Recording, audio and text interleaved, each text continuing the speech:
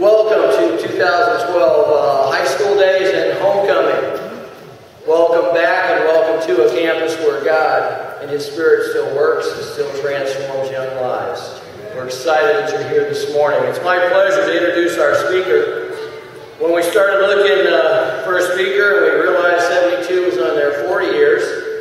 One name popped up, and I called Dan a couple months ago and asked him, and man, he was excited. He said, "Let me get back to you. I got to take care of one thing." I said, "What's that?" He goes, "I got to try to get out of a wedding." And he did. And he's here. So let me tell you a little bit about Dan. Dan Knight has been in full-time ministry with the Churches of Christ since he graduated from York College in 1972. He and Vicki were part of the Master's Apprentice program, for those of you that remember that, and served as missionaries in Ecuador for 11 years. All three of their children were born in Ecuador, and they currently reside in the Kansas City area. Dan and Vicki now have 7 grandchildren. Also, the most recent was born last month. My 5th was born last month. There you go. I don't know if I'll catch it. I'll try to catch it. Not up to me, but I'll try. After Ecuador, the Knights lived in Los Angeles, California. They planted a Spanish-speaking church in downtown LA. That was the old Central Church of Christ on 12th and Hoover. And Dan also served as minister at the Culper Palms Church in west of Los Angeles. God then provided them with an opportunity to serve at the Overland Park Church of Christ. Listen to this. Only their 3rd work in 40 years. That says something about Dan and Vicki. All right? They're not the 3 and out. Some of you that have been around the Church of Christ a long time know what that means. So they're a man and woman of great character. During these years since York, Dan continued his education on and off and graduated with the Masters of Divinity from Pepperdine University. We won't hold that against him. Until last May, he did that. Congratulations. Dan has written many articles for Christian publications, and last year completed his books, Grace Gifts. His topic this morning is Deeper Friendships, Stronger Christians. Please welcome with me, Dan Knight.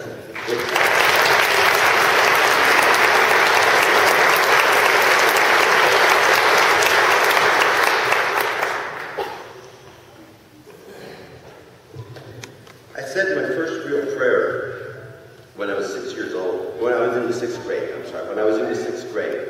I remember the occasion. I remember where I was. I was on my bicycle. I was over by East End Pharmacy, which was a mom-and-pop drugstore. And I'd just gotten there by myself. And afterwards, I went out to get on my bike, and I thought, I'd been thinking about it for the last couple of days. I don't have any friends. No one in the 6th grade likes me. I think if they took a vote, I would have been back in the 5th grade. I mean, I just felt so by myself. Nobody liked me, no friends. And I'd never really prayed before. I grew up in a family that didn't go to church. We did the prayer, "Now I lay me down to sleep," etc., etc. You know, bless Mom and Dad, Jean and Paul and Glenn and Dean and Mike and Pat and Dennis and Tim. I had a few brothers, so we had to cover them. But then, at this moment, I thought, I need to pray. I need to pray about this. So I just said, "God, please make me popular." That's all I asked. That's all I asked today. So, you wouldn't believe it, the very next day, I went to school, the very next day, 6th grade, went to class and everything. It was exactly the same. I mean, nobody liked me still. Then from there I went on to junior high school, and if I thought I was unpopular in junior high school, I always felt people hated me in junior high. So it was kind of like this, a little bit down. Then I got to the 10th grade at high school, and in 10th grade math class, I met a girl who, I tell you the truth, she asked me out. I mean, it was a pity thing. She said later, I'm sorry for that. Honest truth. And she asked me out. She's my first girlfriend ever. She's my only girlfriend ever, by the way. And she led me to Christ. And before we got out of high school, we became engaged, became married. Came to York College. Coming to York College was like coming to heaven for me. All of a sudden, I met the nicest people. People that I could relate to who were Christians. In my high school, there weren't a lot of them, it didn't seem like. So I could relate to them in just a different way. And it was a whole making real friends. And I had my first brush with fame. I got to share this with you. My first brush with fame came the very first day I was here. We had to sign up for this freshman-sophomore tug-of-war. It was a 2-year school then, of course.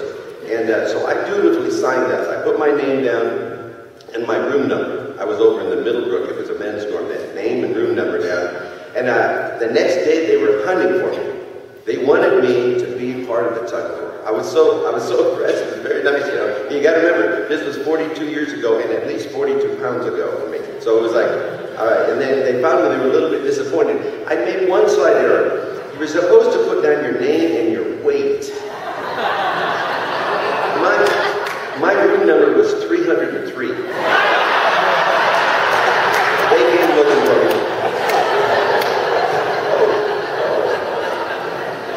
But I enjoyed that, right? So, and then I started meeting people. In fact, I discovered that in the first couple of weeks, I knew everyone's name in the freshman class. I don't know why I did that. I just had this facility then, just to remember names, see names and faces. By the way, that facility has gone a long way away. It's not around anymore. Next time the grandkids all come over, I'm going to ask them to wear name tags. It's just hard to remember. But back then I did. I knew everybody's name, and everybody knew my name. And one of the first elections we had, of course, on campus was freshman class officers. I became freshman class president. Biggie became the secretary-treasurer. And my friend Mike Westerfield was our vice president. And we had a wonderful year. And I just felt, this is great. And I remember that prayer from 6th grade. I thought, this is the answer. I just wanted to have friends. Toward the end of the first semester, I realized something. You know, popularity isn't all it's supposed to be. I realized that proverb in 18:14, where it says, "A man of many companions may come to ruin, but there is a friend who sticks closer than a brother." And I came to realize, I thought, you don't want everybody to know your name, because what happens is everybody thinks you have other friends, and so they go find some friends, and it's different. So I want to talk about friendship real quickly, talk about relationships. And the best friendship I can find is in the Bible, of course. In 1 Samuel chapter 17 and 18 talks about David. David, you know, chapter 17 is the exciting chapter. You teach it to the children with flannel graph and all that. David kills Goliath, you know. Oh, I guess maybe not flannel graph anymore. Maybe PowerPoint or something like that. But anyway, teach it to the children. And David kills Goliath. And you know, right after that, Saul makes an interesting statement. He turns to Abner and he says, "Whose son is this?" And it's a surprising statement, because this is David who came and played the harp and calmed Saul down before this. This is the same David who came to Saul and said, "I'm going to fight Goliath." And Saul said, "Try my armor on. It was way too big." So he said, "I don't need the armor. I got my slingshot." This is the same David, but yet Saul says, "Whose son is this?" And yet you realize, you look at it closely, you go, okay, this was a social thing. Now that he's a hero, we need to find out his genealogy. We need to see what family he comes from, because that was important socially for them. Beacon had an opportunity to visit Tanzania not long ago, where our missionary, we support a missionary named, a good friend of mine, Jason Miller. Thank you, Vicki. Jason, well, I know one thing about Jason Miller. He's a York graduate, and he's a great mission work over in Tanzania, and his birthday is today. If you know Jason Miller, remember him? I know that because it's Vicky's birthday too. I wasn't going to mention that, but since she spoke up. But Jason taught us that in Tanzania, one of the most important things is to know who somebody is related to somebody. You know, when you meet them, they meet you. "Oh, your name's Jason Miller. Oh, I have an uncle who had a cousin once who married somebody named Jason. Maybe you're related." You know, Jason, I mean, he's in Africa. He's the only white guy in the group, and they're saying, maybe you're related to this person. But they put it together. Well, back in Saul's and David's day, they had to put that together too. They had to say, okay, what family is this person from? But the thing that struck me recently when I was reading chapter 17 here, the thing that struck me, so Abner brings David to Saul, and so David can say, "I'm the son of Jesse." What does David have in his hand? All the lessons I've seen of the life with children about the life of David and kills Goliath, I've never seen this presented, not on flannel graph or anything. David comes up, it says David came to Saul, and in his hand, he had the head of the Philistines.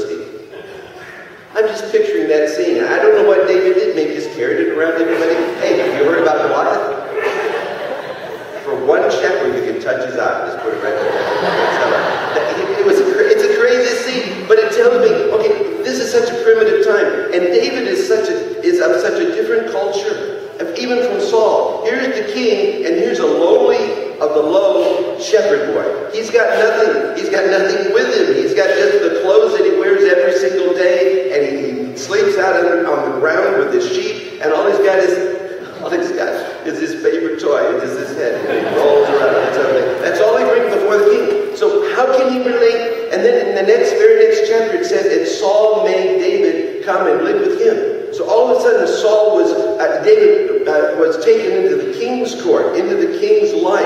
And I know it wasn't a grand palace or anything, but it was such a stretch. And that's when he meets somebody. Chapter 18, after David had finished talking with Saul, Jonathan became one in spirit with David, and he loved him as himself. This particular version doesn't have the word soul, but the word soul is in there 4 times. He loved him as his own soul. And from that day, Saul kept David with him and did not let him return home to his family.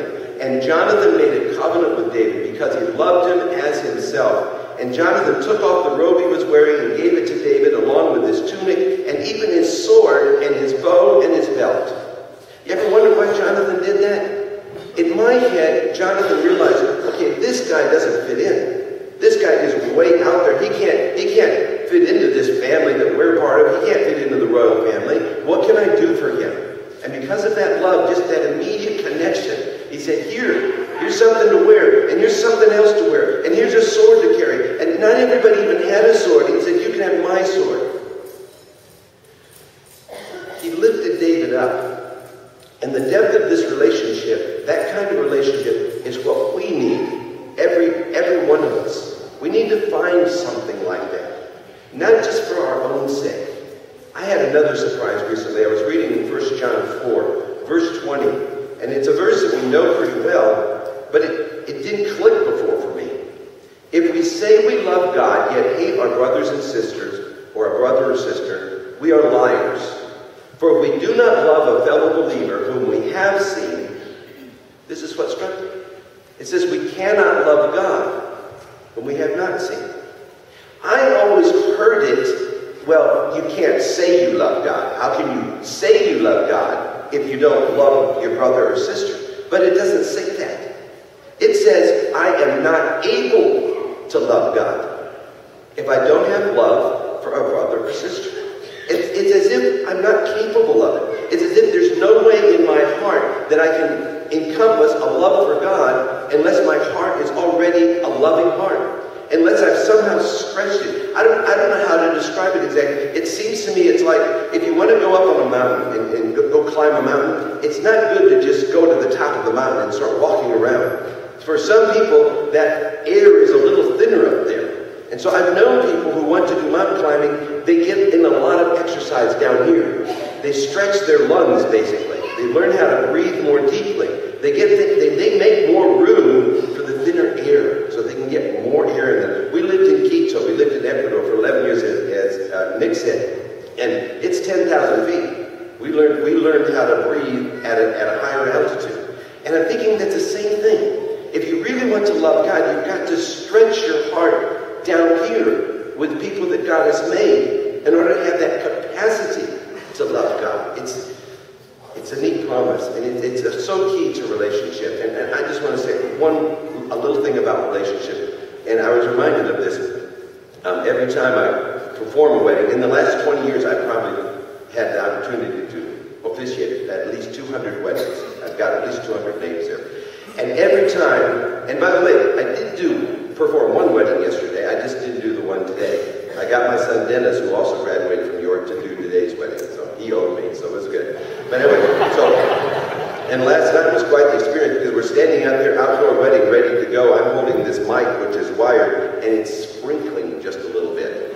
And the groom was beside me just before the wedding, just before we went out. He's standing there. He said it's sprinkling. And I look away and I look back, and he's praying. And he says, one more hour. Just wait an hour. Okay, can you wait one more hour? I think that's good. That's a very spiritual way to approach it. Relationships. You know what a relationship is? It's a special entity. It's something that is separate from ourselves. Whenever I talk to a couple, I say, okay, here's John, here's Mary. The marriage is not John. The marriage is not Mary's. It's something between you. It's something that exists out there. That's what it's talking about when it says the two become one. They come together as one in this relationship. And that's something I say, you're committing not to her, you're committing also to this relationship. And everything you do for her is not just for her, it's for the relationship. And that's why it's a win-win situation. And everything she does for you, you don't owe her necessarily, because she's winning as well because she's doing it for the relationship. And then I think about, what is our relationship with Christ? It is a separate entity.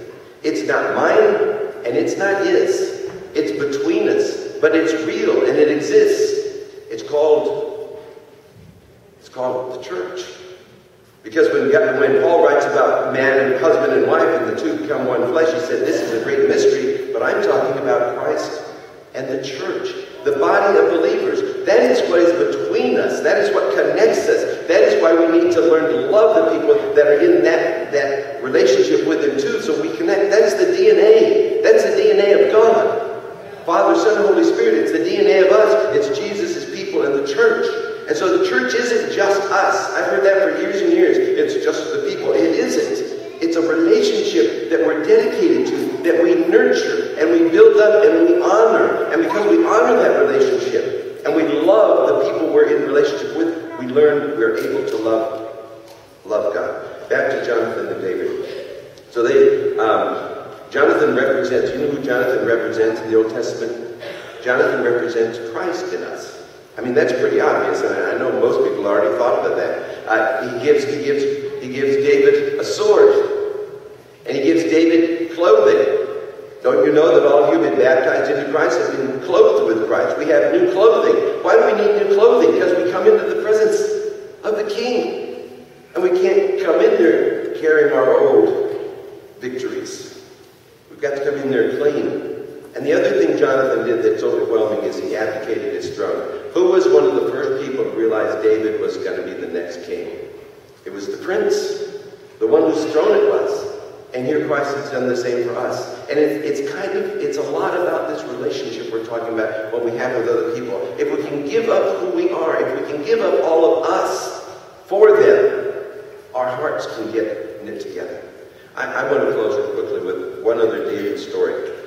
It's got to be one of my very favorite ones. David, toward the end of his life, well, actually in 2 Samuel 23, it says these are David's last words. They weren't exactly, but probably his last song. Toward the end of that story, David talks about it, and then he gives his last psalm, and then it goes and tells a few more stories about David. And you remember that one story? David is with his mighty men in the caves of Adullam. And David just puts words to a thought. He's there, and he's so thirsty in the desert, and he says, oh, what I wouldn't give for a cup of water from the well near the gate of Bethlehem.